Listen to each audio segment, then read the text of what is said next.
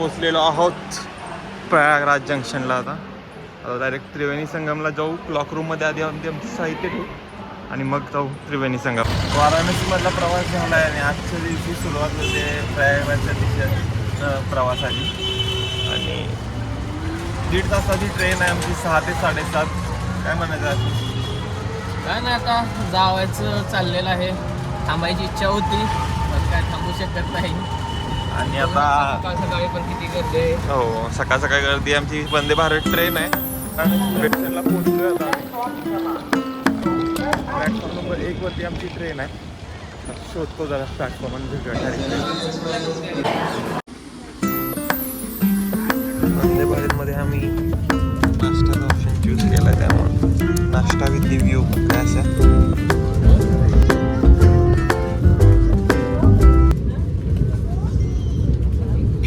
मस्त आहे व्ह्यू, एक नंबर व्ह्यू, एक नंबर.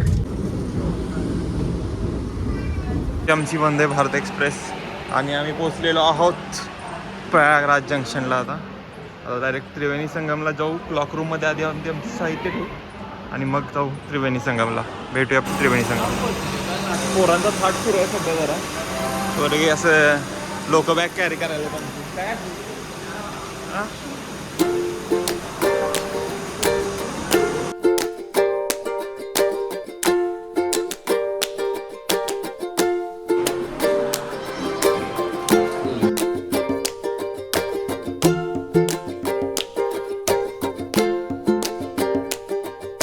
प्रयागराजच्या संगमला आता चाललोय आम्ही.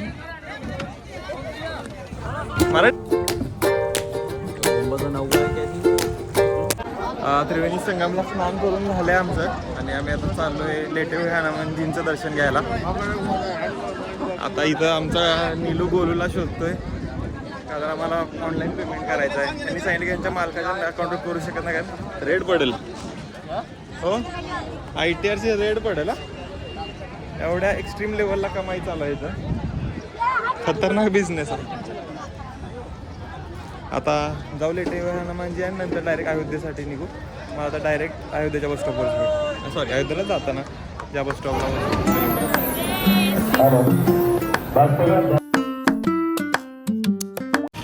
Having Maggi. तर दुपारचं जेवण मॅगीच ना भावा? दुपारचं जेवण आपण करायचं आहे आणि मॅगीवर नाही आपण बास करणार. नाही, आता मॅगीवरती बास. आणि आता डायरेक्ट अयोध्येच्या दिशेने आम्ही जाऊ. आशिष तर काही ऐकण्यात येणार नाही आहे, जे की कधीच ऐकलेलं नाही आहे कोणी. सो मॅगी खाऊन जाऊ. प्रयागराजच्या बस स्टॉपवर आहे आम्ही आता ही गाडी भेटली आम्हाला. AC बस आहे. डायरेक्ट भेटूया आता अयोध्येमध्येच. आतमध्ये दाखवतो बस उत्तर प्रदेश परिवहन.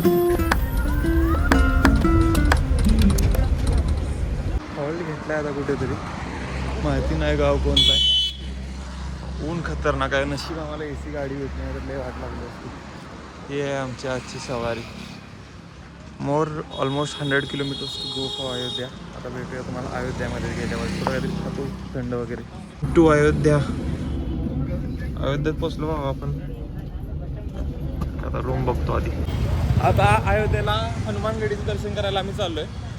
आणि अनिकेत भाऊ भरपूर खर्च करतोय. माझं बजेटच्या हाय ट्रिप चाललेली आहे. माझं बजेट 15 होतं पण इथं खर्च 25च्या वर चाललेला आहे आमचा. अनिकेतला सगळं एक्सपेन्सिव्ह गोष्टी लागतात. सगळं राहायला रूम केले 5,000 रुपयाची रूम. एवढी पण महाग नाही, 2,500 रुपयाची रूम. पण भेटूया आता पुढं. काय मस्त दर्शन आज हनुमान जयंती आहे पाहिजे, त्यामुळे गर्दी खूप लागेल. बघूया शकता कसं दर्शन घेतोय आम्ही. आणि नंतर संध्याकाळच्या व्ह्यूमध्ये आम्हाला राम मंदिरचं दर्शन सुद्धा करायचं आहे. आणि इकडं पाहू शकता की हनुमान जयंती निमित्त काहीतरी रॅली आहे इथं. भेटूया तुम्हाला दर्शन करायचं. बाय.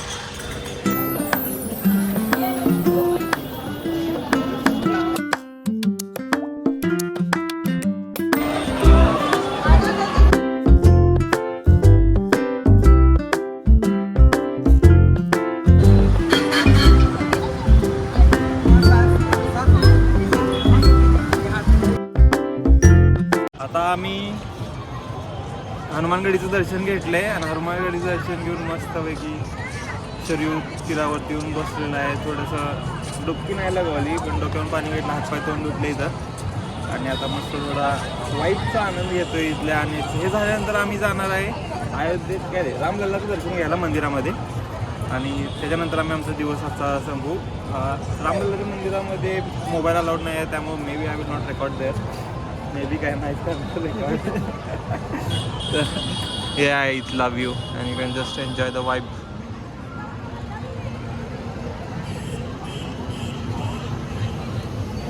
आशिष काय म्हणायचं तुला? How was your day today? आमचा डे बऱ्यापैकी आमचा ट्रॅव्हलिंगमध्येच गेला.